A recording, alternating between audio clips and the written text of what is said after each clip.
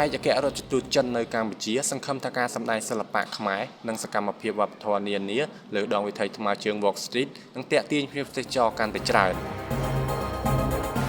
ឯកឧត្តមវ៉ាងវិនប៊ិនឯកអគ្គរដ្ឋទូតវិសាមញ្ញនិងពេញសមត្ថភាពនៃសាធារណរដ្ឋប្រជាមានិតចិនប្រចាំព្រះរាជាណាចក្រកម្ពុជាបង្ហាញក្តីសង្ឃឹមថាការសម្ដែងសិល្បៈខ្មែរនិងសកម្មភាពវប្បធម៌និងការកម្សាន្តផ្សេងៗទៀតនៅលើដងវិថីថ្មើរជើង Walk Street នឹងទាក់ទាញភ្ញៀវទេសចរកាន់តែច្រើន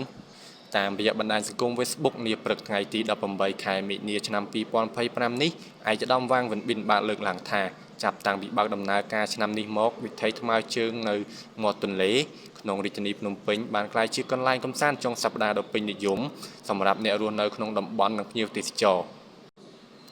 ទាក់ទិននឹងការរៀបចំឲ្យមានវិថីថ្មើរជើង Walk Street សម្ដេចវរធិបតីនាយករដ្ឋមន្ត្រីនាពេលថ្មីបានប្រសាដល់សាលារាជធានីភ្នំពេញក៏ដូចជាគ្រប់ស្ថាប័ននិងកម្លាំងសមត្ថកិច្ចពាក់ព័ន្ធទាំងអស់ដែលបានសហការគ្នាល្អក្នុងការរៀបចំផ្លូវថ្មើរជើងនេះបានល្អប្រសើរសម្រាប់ប្រជាពលរដ្ឋខ្មែរនិងភ្ញៀវទេសចរដែលលេងកម្សាន្តនៅចុងសប្តាហ៍ប្រកបដោយសុវត្ថិភាពនិងសប្បាយរីករាយគួររំលឹកផងដែរថាការសាកល្បងផ្លូវថ្មើរជើង Walk Street នេះត្រូវបានធ្វើឡើងនៅរៀងរាល់ថ្ងៃសៅរ៍និងអាទិត្យដោយចាប់ពីម៉ោង